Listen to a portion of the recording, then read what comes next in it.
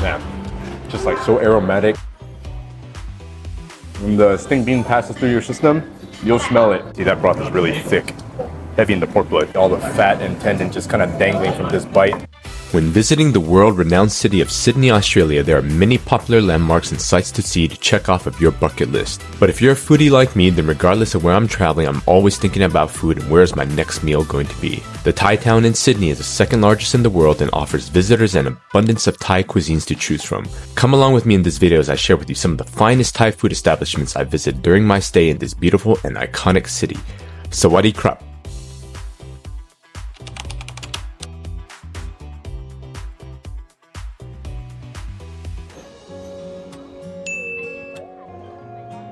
Alright guys, so today we are actually back in Thai town. And one of the things we're trying to do in this video is actually highlight multiple spots for great Thai food within Thai town, Sydney, Australia. We're actually going to go visit now. It's a place called Cuisine Thai, a restaurant establishment that specializes in southern Thai food. Here we go.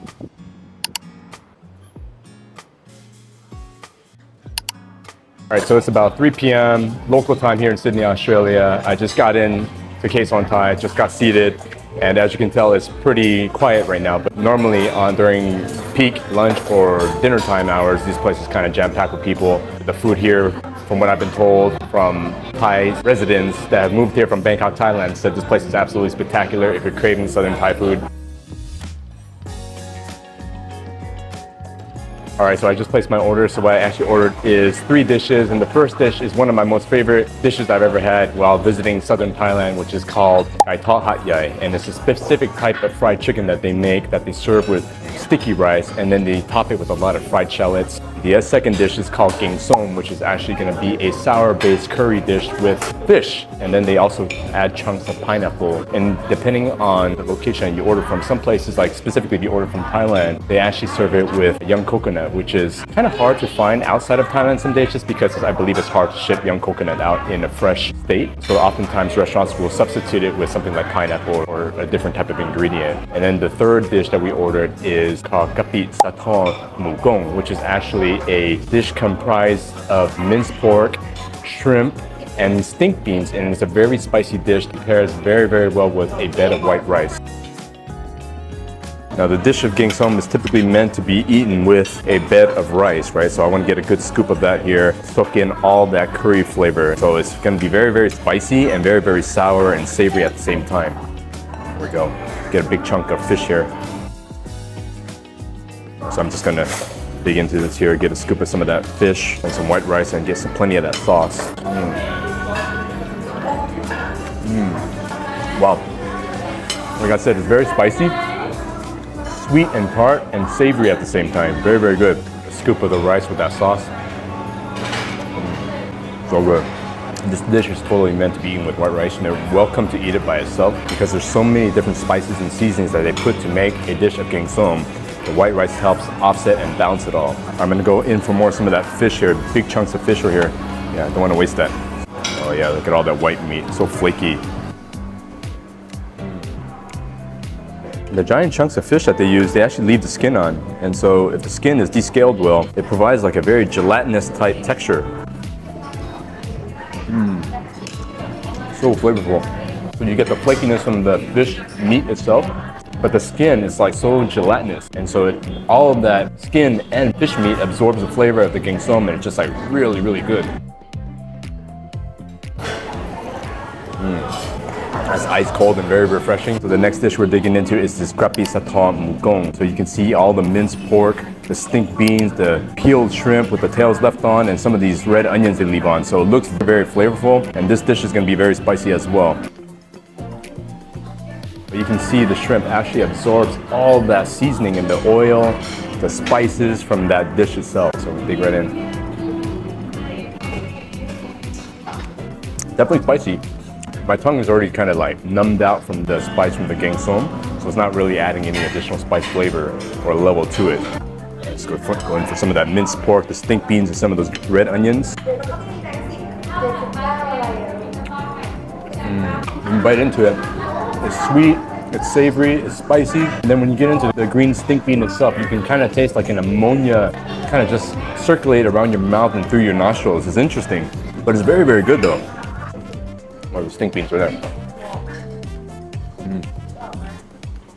When the stink bean passes through your system, you'll smell it.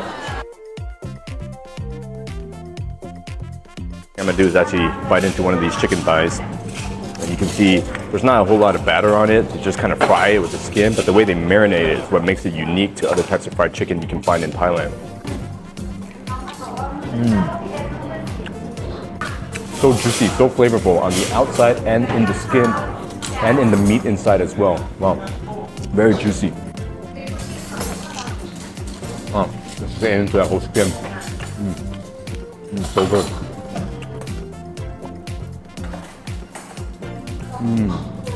The best Gai Tok Hat Yai I've had was in Surat Thani. One of our friends who lives in Surat, he took us to a food stall out in the streets of Surat Thani. You know, you wait in line, you wait in queue, you buy it, and they serve it to you in a bag with some sticky rice on the side and the fried shallots. That's the best I've ever had. And so what's signature, like I said, about this dish is the side of sticky rice that they give to you. So this is kind of like typically a street food meal in itself, right? And so you can eat the sticky rice by itself, but the way you're supposed to eat this is actually to take the sticky rice and dab it all over these fried shallots. And the fried shallots have a savory, garlicky flavor. So when you pop this whole thing in your mouth, like it's just like a very sweet treat in itself. This is actually my most favorite part. The chicken's very, very good, don't get me wrong. But what I like about eating Gai Tok Hat Yai, the experience is not complete until you get the khao niao sticky rice with the fried shallots like this. Man, just like so aromatic. You taste the onions, the garlic flavor, very good. So I'm actually packing my food back to our hotel, and as you can see, there's not a whole lot of fried shallots left, so they actually hooked me up with some additional fried shallots in this little container. So this is gonna be nice to not let that sticky rice go to waste, because I can't eat the sticky rice just by itself, right? I have to have something savory like this to dab on top of it. So very nice of them, very, very good.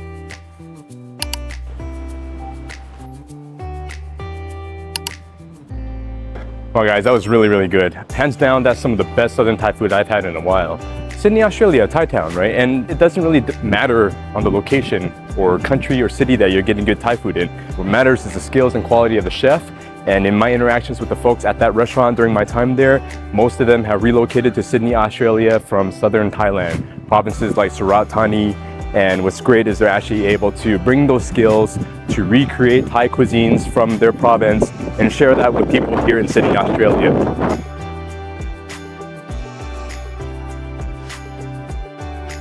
The next spot on my list is a place I covered in depth in a previous video called Prick Thai. The food establishment is located in the outer skirts of Thai town, sitting on the corner of Kent Street and Liverpool Street. It is a much smaller establishment that felt very authentic and reminded me of some of the hidden gems that offer up quick fast food type meals you would typically find scattered throughout the city of Bangkok, Thailand. Incoming here, we ordered multiple entrees such as the deep fried crispy pork belly to start, yen tofu, which is a pink sweet and sour flavored broth noodle dish, stir fried rice noodles also known as pad see ew, and a loaded boat noodle dish with chunks of meat that were super tender and tasty. The staff here was super friendly and hospitable and allowed us to sample multiple refreshing delights, from a mango smoothie paired with servings of mango sticky rice to a coconut ice cream sundae loaded with various toppings including dried jackfruit. Although the type of food served here is a different style of cuisine compared to what I ate previously at Kaesong Thai, which is more of a family-style establishment that specializes in Southern Thai food, Prick Thai was my personal favorite while visiting Sydney.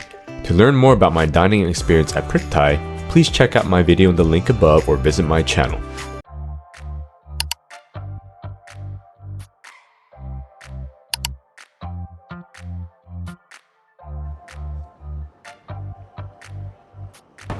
Alright guys, so the next spot I'm going to here in Thai town is a place that a bunch of locals actually told me to come to. And so when I was eating at Kaesong Thai the other day, I asked the locals or the restaurant workers where would they go besides here for some of the best Thai food in Thai town, Sydney, Australia. And the worker at Kaesong Thai told me to come to New Chinatown for their beef noodle.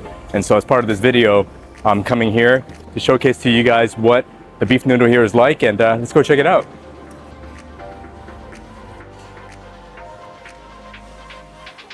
So I just got seated, and obviously taking a look at the menu, this restaurant has plenty of other Thai dishes that you can order, but we are here for the beef noodle or the boat beef noodle as recommended to me by the folks over at Kaesong Thai. So I just ordered a single bowl of beef boat noodle, the large size. Because of the large size, you can actually choose the type of noodle you want. So typically boat noodle comes in with two different types of noodles. It's always going to be rice noodles. Now they have the skinny noodles or the big flat rice noodles. So I typically like the flat rice noodles. All right, so they brought me out my large size of the boat beef noodle, and you can see there's a big flat rice noodles. They had a bunch of vegetables, some fried pork rinds, some beef balls, and you can see that the broth is very, very rich. And like, if you didn't know, boat beef noodle is actually cooked with pork blood, so that's what gives it that really thick, rich texture. I'm gonna try some of that first here. Very, very good. Okay, what I like is to actually add a bunch of different spices to give the broth itself a little bit more flavor. So the broth itself naturally does not come spicy, so give you a side of different spices and seasonings that you can top off as you like. So typically there's going to be a little bit of sugar and some Thai chili flakes and some chili oil. So usually what I'll do is I'll just add some of these chili flakes here. So give it a little bit of a mix.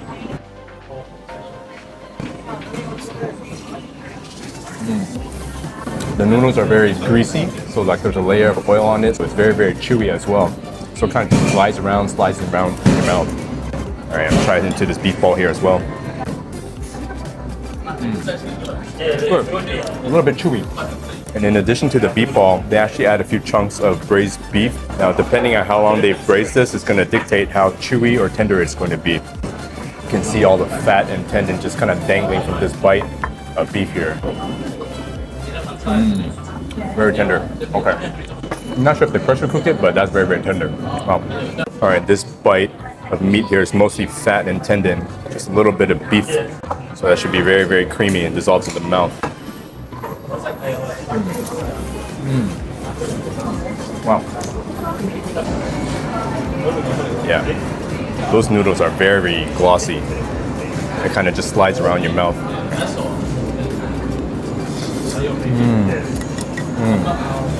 So rich. Spices and the seasonings that they put in to make it. Again, that thick texture, that dark texture is from the pork blood that they simmer into the boat noodle broth itself. And most people, when they first find out that there's like coagulated pork blood in it, they kind of get grossed up, but like you really can't taste it, right? It kind of like, as it boils away, it just becomes a part of the broth naturally in itself, and it gives it that very rich flavor.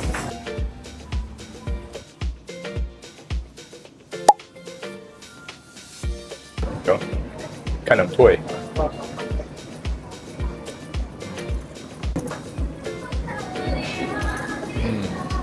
Just like a mellow coconut and pandan flavor. Top layer is very creamy, bottom layer is very gelatinous. And they give you two of them here.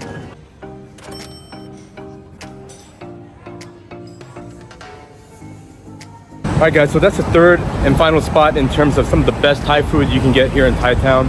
I would say that obviously the menu, there's a lot of other additional items you can order. I went solely just with the boat beef noodle, which is what was recommended to me from the folks over at Kaesong Thai. Food was really, really good.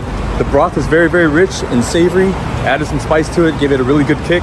The ingredients, like the noodles, the beef tendons, the beef itself, some of the beef balls, I would say it's very similar to what I had previously over at Prik Thai. But the broth was very, very good. They use a lot of coagulated pork blood to make that broth very, very rich and hearty. If you're looking for a good boat beef noodle, come check it out. Obviously, I can't speak for some of the other menu items. I'm sure if they cook the other menu items similar to the quality of what they did for that beef noodle I just had, it's not gonna disappoint you. If you enjoyed this video, please be sure to like and subscribe to my channel to continue following me on my food and travel adventures. Thank you so much for watching, and I look forward to seeing you on my next video.